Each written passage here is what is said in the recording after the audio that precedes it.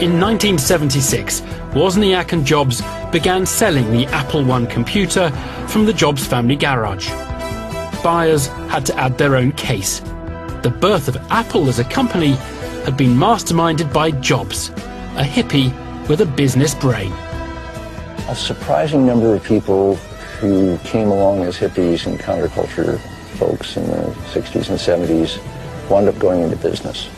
Business was a way to have some freedom in the world. Steve Jobs later said he'd set up the business almost by chance.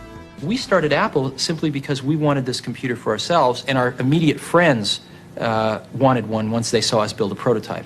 So gradually we were pulled into business. We didn't start out to build a large company. We started out to build a few dozen computers for us and our friends. To Apple's co-founder, though, the reality's a little less idealistic.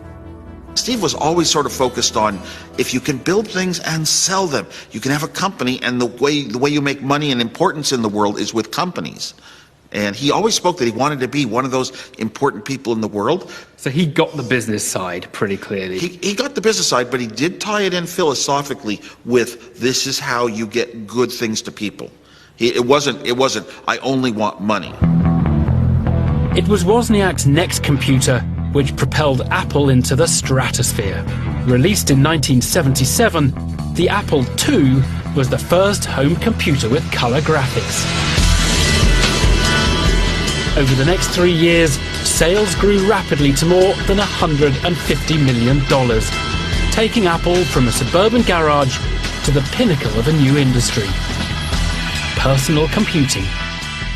There are some great partnerships, aren't there, in the world? I mean, one thinks of Lennon and McCartney. You and Steve Jobs, who was Lennon, who was McCartney? I am so honored to be considered in that kind of category, and yet it's true.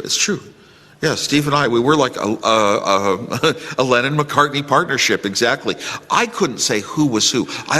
People always attributed me with Lennon because I had this brilliance, technical, and really built and designed the machines. And then Steve knew how to take it to the public. But he had, his own type of brilliance too.